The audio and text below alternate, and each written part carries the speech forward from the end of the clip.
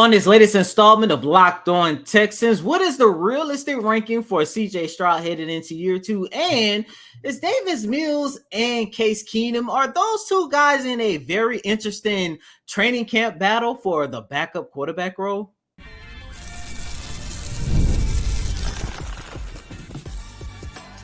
You are Locked On Texans, your daily podcast on the Houston Texans. Part of the Locked On Podcast Network, your team every day.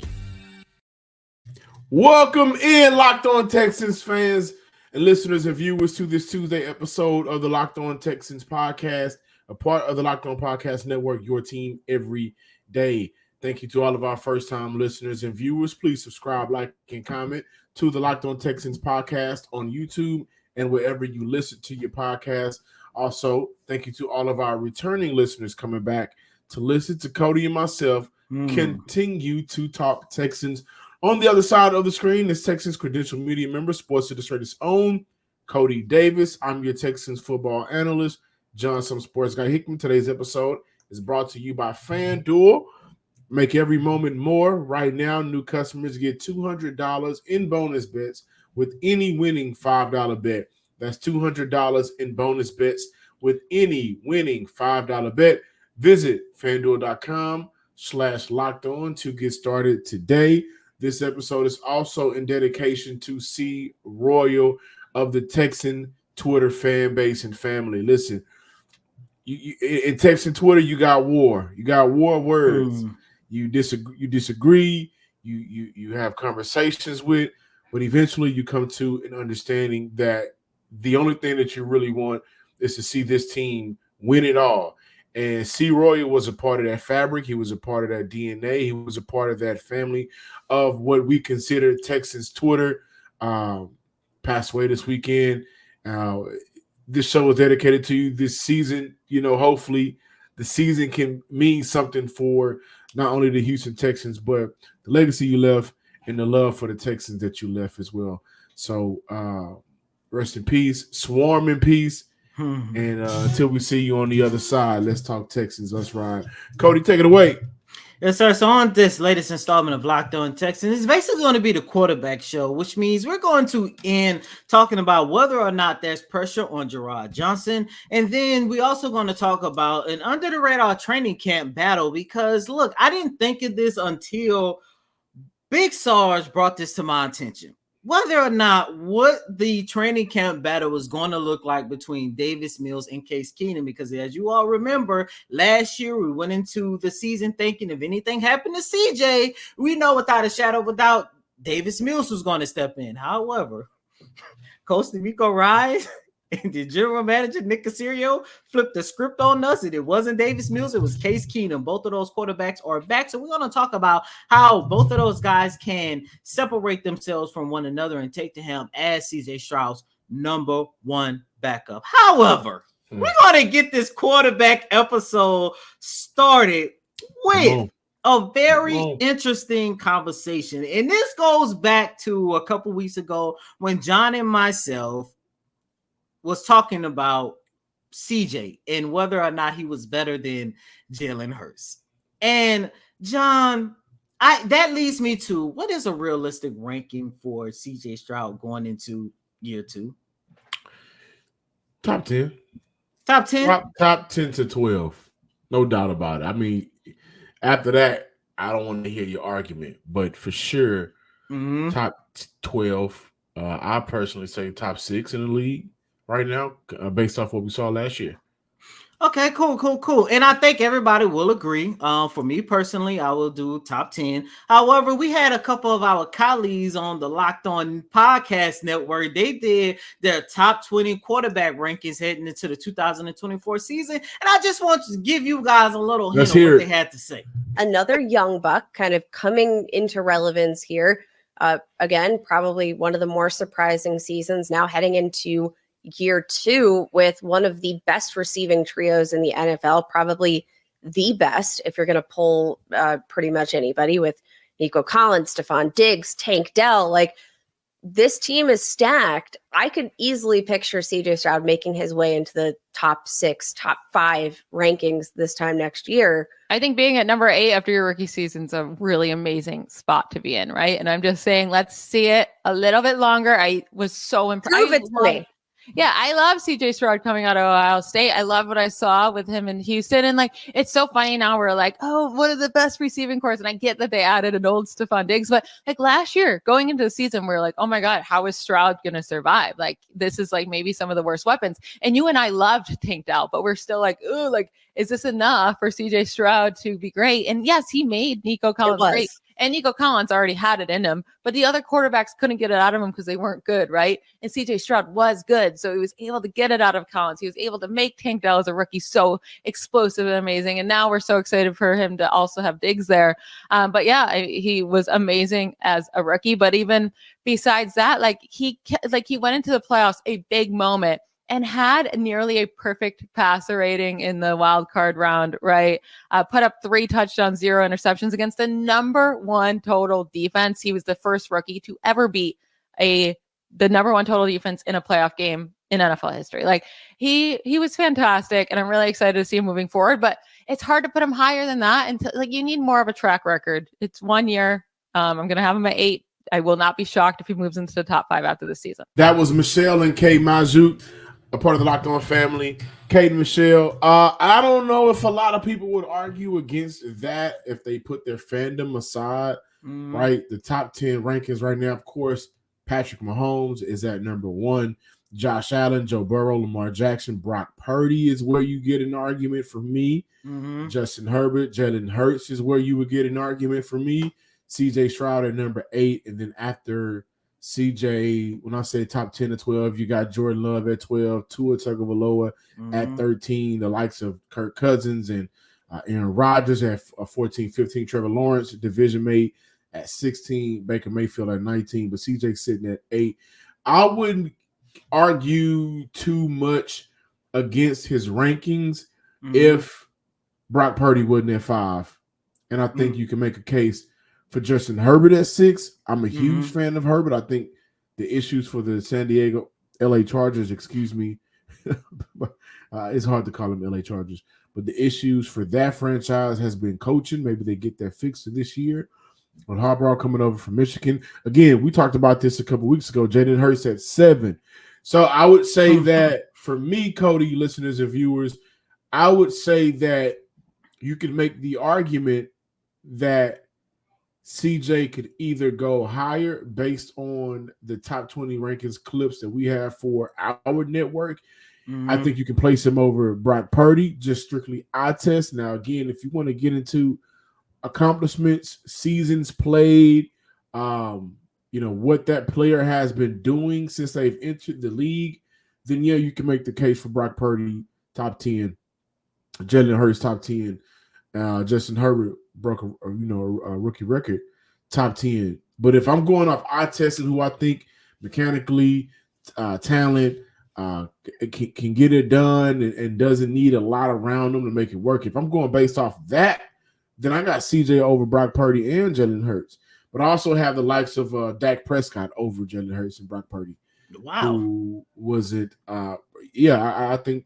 And when I say wow, this is Dak Prescott over Brock Purdy and Jalen Hurts. Yeah, when I say wow, this is Dak Prescott over Jalen Hurts, not Dak Prescott over Brock Purdy.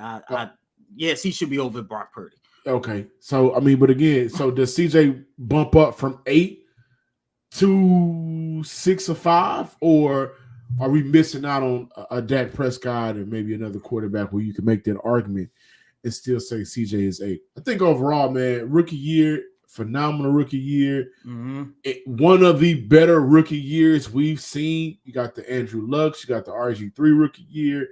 Dak Prescott rookie year was pretty phenomenal with that team and talent that they had in Dallas at that time. You got some great rookie years, but CJ's up there. I think if you're going to argue against it, the only thing you can say is I needed to see it one more time. Yeah. And before I give it over, I don't even think we may need a full season, maybe 8 games to prove that, okay, you are truly a top 6 quarterback in the NFL. Brock Purdy over CJ, I think, is insane. Yeah, and I was gonna agree. First of all, shout out to Michelle because she said everything that I was thinking in terms of how do you rank CJ right now. Look, once again, I think CJ Stroud is going to be a phenomenal quarterback, and we having a conversation about him being number 8. If he continues on this trajectory in the next 2 years, he's definitely going to be number 1. And it's not going to be no if and buts about it. And of course, you still got to say, well, depending on how Patrick Mahomes continues to develop and can he continue putting together a resume of the GOAT or whatever the case might be. But the only thing that you can say is a quote unquote knock against CJ is the fact that, look, this young man had a phenomenal rookie season. However, the only thing rookie season, we want to see him do it again, and not just do it again. Can you do it 10 times better? Because the one thing that I know when we start talking about ranking of CJ, now everybody has film on him. And not only does everybody has film on him, he's now playing with, let's be honest, a target on his back. And I think CJ is going to still demolish this league. I still think that CJ is going to put on the show. I think CJ probably, if I can give my early MVP voting right now, he's probably going to finish number 2 or number 3 for this upcoming season. I think the Houston Texans are going to be that good. And you guys have heard me say this time and time again, that I truly believe by the end of the 2024 season, we will be looking at the Houston Texans having the best offensive team in the league. And, they have tons of weapons, but of course it all goes back to CJ. However, John, I just want, just like Michelle said, I just want to see CJ Stroud do it again. Now, in terms of the quote unquote ranking, the only 2 quarterbacks that I will rank ahead of CJ without a shadow of a doubt, as you mentioned, John, Brock Purdy. No knock against Brock Purdy. I don't want to diminish what he has done over the last 2 seasons. However, you do got to take into consideration that this young man is probably in arguably, if not the best system, probably the second best system in the league, and what they got going on in San Francisco. And of course, the other guy that I'm looking at that I will probably put ahead of CJ Stroud is Justin Herbert. Look, I understand that coaching has been an issue in Los Angeles for an extremely long time. However, when you take a look at the talents he had, I'm looking at it from a standpoint, hey, Justin, you could have and should have done something with the talent that you already have. But if this was my ranking, I would definitely have CJ just right outside the top 5 at number 6, because when you look at other guys, Allen, Mahomes, Burrow, Jackson, and even Jalen Hurts, I look at their whole entire body of work, because these are quarterbacks who have been in the MVP discussion, in conference championships, in Super Bowl, games over the last 2 to 3 seasons. But of course, without a shadow of a doubt, CJ is about to blow this out the water. And like I say, within the next year or 2, we're going to be debating whether or not he deserves to be top 3. And if not top 3, possibly number 1. CJ can't come out and have a sophomore year like Baker Mayfield did, right? That definitely won't happen. But and I'm saying, like, to because Baker made this list, and I'm just looking at guys that recently sophomore slumps. Through 8 games, if he's looking better than Baker did his sophomore year, I think Houston will be all right. You say 10 times better. This team got 10 times better, and he hadn't even taken the field yet. He ain't taken a snap this year outside of camp. So the talent around him is elevated. All right, but let's just say something does happen. Knock on wood, everybody. Right? We need a quarterback to step in and take over. Are you going to roll with Case Keenum? Are you going to roll with Davis Mills? Are you going to stick around to hear Cody and I talk about that? Of course you will. Locked on Texans. We got some fun quarterback talk to get to. You know what summertime means, guys? Of course it means barbecue pits. Of course it means cookouts. Of course it means taking the family to the pool. But it also means baseball. It also means the NBA Finals, which, at the time of this recording, we'll see if we can get an extension of that. Dallas, can you do it? And it also means you can bet it all on FanDuel. Right now, new customers get $200 in bonus bets with any winning $5 bet. That's $200 you can use to bet on everything from the finals MVP to who's going to hit one out of the park. Visit FanDuel.com/locked-on and add a big win to your summer bucket list. FanDuel, America's #1 sportsbook.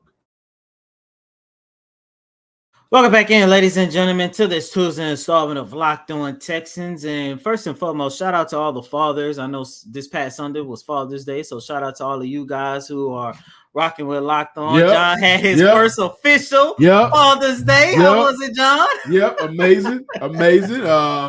I'm in a new chair. I'm trying to show y'all. I'm in a new gaming chair. So I'm ready. I'm locked in. Listen, guys, we locked in on Locked On because the Friday NCAA comes out. That's also an extension of Father's Day and my birthday because get out the house. Here's a few dollars. By that time, we'll get paid again. Here's a few dollars, courtesy of Locked On. And I need the house to myself from July 19th, 9 o'clock in the morning to about 4 or 5 o'clock that evening. We doing dynasties. We doing road to glories. We recruiting. We doing illegal recruiting. We doing it all. But before we get to that, Cody, we got to talk about the backup quarterback battle that's going on. That could be going on. That's, I wouldn't say going on, but it's going on because Davis Mills, Case Keenum. It's going on. It's interesting because this isn't something that we thought about. Of course, I mean, for the first time, and I don't know how long, we are going into OTAs, we're going into mandatory minicamp, and not even thinking about the quarterback position. I wasn't thinking about it last year, by the way. Well, it was always like, well, CJ started the season on the bench. Yeah, we know it was more so of a strategy type thing, but it was always at the back of your mind, like, can Davis Mills actually beat out CJ Stroud? However, when we got to when that was November, I want to say, or the early part of December, when CJ went down with the concussion and missed those 2 games, we all thought without a shadow of a doubt that Davis Mills was going to step in and be this team starter. However, Coach DeMeco Ryans, general manager Nick Caserio, they came to the decision to start Case Keenum, and their reasoning was they was in the middle of the playoff race, and they went with Case Keenum due to his experience, and rightfully so, because we remember how tough and how gritty that game against the Tennessee Titans in Tennessee was, and they came away with the overtime victory. I think the final score was 19-13, if I'm not mistaken, or 19-16. Anyway, it goes. Case Keenum did what he had to do and got the victory for the Houston Texans. If Case Keenum doesn't go out there and do what he had to do, then you're looking at a situation they possibly lose that game, and the Texans may or may not have still made the playoffs. But John, this whole conversation on where do the Houston Texans go for their backup role, because they have to make sure that they have a plan in place if something, of course, knock on wood, beat on wood, burn the wood, whatever you got to do for CJ. For CJ to make sure, of course, he stays healthy. But I look at it from a standpoint, you have Davis Mills, and we are going into his 4th season, and it's like, okay, if he wins the backup quarterback job, Davis always had the intangibles to be a solid starting quarterback, but it seemed like he just never had the confidence. It seemed like he just never had the drive to really go out there and execute with the talents that he already had. As you guys remember, in 2022, when he was this team starting quarterback, I believe the Texans went 1-7 doing 1-score losses, and a lot of those losses, and a lot of times where the Texans came up short, came in the 4th quarter, and it always seemed like it was a confidence issue. And then you take a look at somebody like Case Keenum. Yes, he's more experienced, but when is he going to get to that point to where his age finally starts to catch up with him? So, John, before I give the floor over to you, this is what Coach DeMeco Ryans had to say about the potential training camp battle between Case Keenum and Davis Mills. Yeah, competition at the quarterback spot, for me, you can't have too many quarterbacks, right? And as you see throughout the season, right, there are a lot of, you lose a guy, and who's stepping in, right? We can't cancel the games because the quarterback is not in, so that competition is real. Davis has improved a lot. Davis has done a great job. Case has done a great job as well, and we have Tim competing, so it's a good group of backup quarterbacks that are competing, a healthy competition there. I really like the way all those guys just work together. Right, they're always helping each other, right, after a play or after a guy's done with his set of plays. They're constantly communicating, hey, what did you see? It's like that's what you want on your team, right? Guys just helping each other out, being coaches on the field, and all of those guys do a fantastic job of that.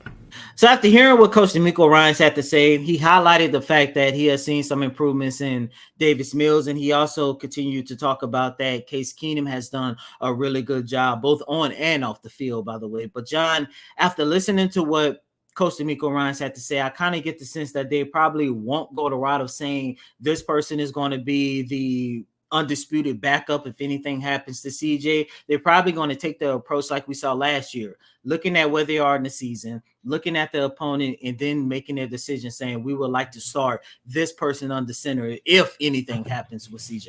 Me personally, and I'm not a coach, I'm not on the coaching staff, I'm not in the front office, I'm not none of that. I'm a Locked On Texans football analyst. I'm kind of important, but I'm not making those decisions, right? Me personally, I would like to know who the quarterback would be before he head into the season. Mm-hmm. That's what training camp is for. That's what preseason is for. And I think that when you have a quarterback like CJ Stroud, who is established, who will be your established number one, it's important to know who's going to be number two. I think that helps with week-to-week, game-by-game preparations when you know who you're dealing with. You know, with Davis Mills, man, it's all one thing with Davis Mills that can, you know, help him be, you know, have games where he's throwing 3 TDs and, you know, having those monster games. We've seen, not monster, but we've seen Davis have some good games. But it's one word that separates him from having Davis Mills on the high to Davis Mills on the low, and that's confidence. Exactly. Confidence in himself to be able to set his feet, to deliver the throw, not get happy feet in the pocket, right? Make the right read, put touch on the ball on the deep passes, right? Confidence. And I think that confidence in Davis Mills can help the coaching staff and the players around. Some of these guys have been with Davis Mills since he got to the league, right? Since he's got to Houston. Some of these guys have been on that roller coaster of a ride called Davis Mills as a Houston Texans starting quarterback. Some guys know Davis Mills. And I think some of those players will say that there are some things that Davis has done very well. There are some games that Davis has done that we saw Houston win because of Davis.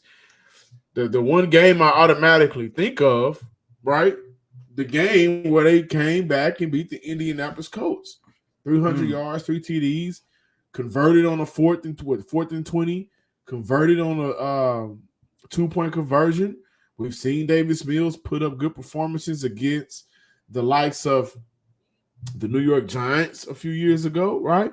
We've seen Davis get it done, but it's all about confidence with Davis. And I think that has been the main factor of what's been holding Davis Mills back. If Davis Mills would have been better than what he was his sophomore year, I don't think we're talking about CJ Stroud.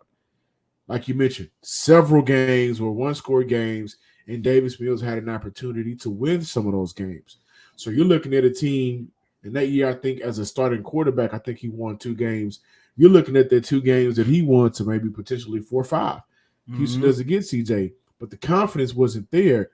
And that's the issue with Davis Mills. He got the intangibles. He can make the throws. But does he believe he'll make them?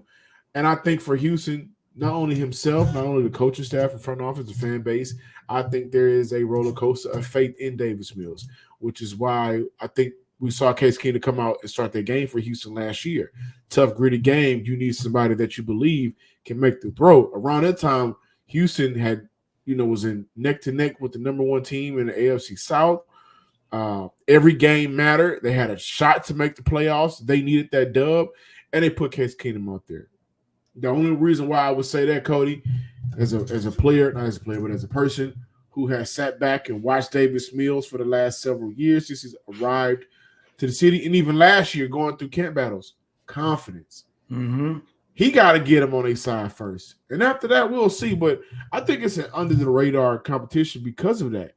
If Davis Mills is confident, and he's a third-round quarterback that came into the league playing way earlier than what he should have. He had an opportunity to sit back a lot more last year and soak it in. If he comes out there confident, and correct me if I'm wrong, did he not look better over the mandatories the last couple of weeks than he's looked maybe last year during mandatory time? Like he made some good throws. He made some good throws. I want to say, if anything, in addition to confidence, turnovers still seem like it might be an issue for Davis Mills, because when you take a look at both CJ Davis and Case threw interceptions during OTAs and mandatory minicamp, but I believe Davis threw the most. But other than that, it still seems like he's still having those same issues that hold him back. And to be honest with you, since we're talking about this conversation, I want to see Davis Mills win this backup starting quarterback role, because if I'm not, correct me if I'm wrong, but I think this might be Davis Mills' final year on his rookie deal, which means he's going to be a free agent. And like the one thing that's always been frustrating about Davis, and John, like you just mentioned, he has the intangibles. Like, look, he's not about to be a top 5, top 10 MVP caliber quarterback. He's not. But if you put him in the right system, if you put him in a really good situation, not at all. I think not at all. I think he can definitely be a solid quarterback, a solid starting quarterback. It's not going to happen here in Houston, but the reason why I want to see him win this backup role, improve his confidence, and when you have an opportunity to go out there on the field and make plays, take care of the ball. I feel like if he does both of those things really well, he's going to find himself in a really good situation. Because here's the thing about Davis Mills, regardless if you feel about him, let's rewind to the 2021 draft class. He is still arguably the second best quarterback to come out that class, because everybody else outside of Trevor Lawrence has been moved on, and they are hanging on by a thread just to keep a job in the league. So, go ahead. No, I just want to say, which quarterback has less of a drop off with the offense? Out of Case and Davis? Yeah, Case got relationship with Stephon Diggs. We know about, but we know about the Music City Miracle, Minnesota Miracle. Cody again, I'm sorry. But Davis has that relationship with Nico, but even then, it wasn't necessarily coming to fruition, but it's there. Like, this team is poised for a deep run. Offensively, they're poised for a deep run. Which of those quarterbacks, if something happens, right? If CJ has to miss one game, which offense looks better with what quarterback? I'm gonna still have to come down to.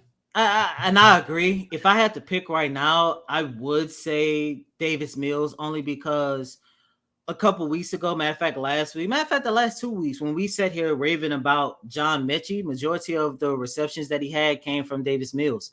As a matter of fact, one of the most impressive catches that we saw during mandatory minicamp with Tank Dell, where it's like, man, did this young man, regardless of what happened to him over the last 6 months, did this young man actually get better? I believe he had caught like a 25 or 29 yard reception. That came from Davis Mills, and we know how explosive we want to see this offense. And as of right now, just looking at my notes from OTAs and mandatory minicamp, the offense still looked not just as explosive with CJ, because that's a whole nother different monster right there. But it still looked like it can give the opposing team problem with Davis Mills being out there on the field versus with Case Keenum. And Case Keenum was running a lot with the third team. But, the one thing about Davis Mills, he kept getting benched, whether it was in his rookie season or, when he went through that sophomore slump. And even if CJ goes through a sophomore slump, the Houston Texans are not going to bench him. And that's going to lead us to our next topic. How much pressure is there on Gerard Johnson? Because even though CJ is happy that he has an opportunity to continue working with him, I think that this upcoming season is going to be just as important and just as valuable for Gerard Johnson, just like how we keep talking about Bobby Sloyd in the same light. Welcome back in, Locked On Texans listeners and viewers. Before we close out, Cody and I will talk about how much pressure, if any, is on Gerard Johnson. And I'm going to keep this short and sweet. I think the only pressure that could be on him, and I don't think there really is any real pressure there, but you just want to make sure. We just talked about the backup training camp battle. Mm-hmm. Make sure those guys are ready. So you're not even looking at CJ? No. Well, because we can nitpick things we want to see that's better from CJ, but I think ultimately that comes down to CJ. Mm-hmm. The camp battle right now is between an aging vet and a quarterback who has had some inconsistencies. Mm-hmm. You got to make sure one of those guys are ready. You got to make sure that they're performing well whenever they get their shot. And I think that's what it comes down to, honestly. I disagree in a way. I think there's some pressure on Gerard Johnson because if we see CJ go through a sophomore slump, of course, everybody's going to start pointing the finger. What is going on? Of course, 9 times out of 10, Bobby Sloyd probably going to take much of the heat. But Gerard Johnson and CJ Stroud spend a lot of time together, probably just as much, if not more, than the time he is spending with Bobby Sloyd. And not only that, John, we are all expecting, we're not reporting anything right now, but I think we all can agree that we are expecting Bobby Sloyd to get a head coaching job next year, which means 9 times out of 10, Gerard Johnson is definitely going to fill in for the upcoming potential vacancy for offensive coordinator. If we see a slump in CJ Stroud, then the next issue is going to be, okay, how much of this is whether or not Gerard Johnson is doing what he's supposed to be doing behind closed doors, and can you trust him to take over as this team offensive coordinator in the next year or so? So I think this season is going to be, put it like this, he might have the most to lose when you take a look at the position coaches. And I also think that he definitely has the most pressure when it comes to the position coaches, because once again, we are expecting a lot from this team. Over Dino Vasso. Over Dino Vasso. Because like I just mentioned, if Bobby Sloyd gets a head coaching job next year, 9 times out of 10, Gerard Johnson is going to jump right into the offensive coordinator role. And if we see a decline, it's going to be like, okay, where's that decline coming from? How much of that is Gerard Johnson? On the defensive side of the ball, one, Coach D'Amico Ryans got that on lock. But two, and most importantly, we all have seen what Dino Vasco has been able to do over these last couple of years, whether it's getting Derek Stingley Jr. on par to a quote-unquote Pro Bowl or all-pro caliber season, which I definitely think he probably could have got it last year had he not went down with that hamstring injury. And not only that, when you take a look at the fact that we already seen him get the best out of Steven Nelson, get the best out of Shaq Griffin when he was here, and I think he's going to have an opportunity to do the same, whether it's CJ Henderson or Jeff Okudah, or of course, the development in Kamari Lassiter. I cannot wait for training camp and have an opportunity to talk to Kamari Lassiter and see how much is Dino helping him in a sense. So Gerard Johnson, I have a lot of faith in that young man, but I just think if anything happens with CJ's development, or it's looking the same with the rookie season, and it's not really giving the vibe and the hope that we're all expecting, I think that is one guy that could possibly take some heat, especially like I keep mentioning, knowing that he's going to have a bigger role with this organization moving forward. Please make sure that you guys subscribe, like, and comment to the Locked On Texans podcast. Thank you for stopping by, watching, listening, the whole nine. We really appreciate it. Follow me on Twitter at John_Hickman12. I don't know why I just went into smooth operator voice just there.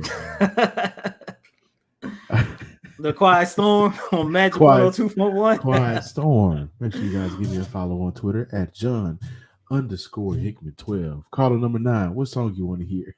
And as always, I don't think I have a smooth operator voice. So as always, I'm your host, Cody M. Davis. Please remember to follow me on Twitter at CodyDavis_24. Once again, that's Cody COTY DAVIS_24. Until next time, ladies and gentlemen, peace. Peace.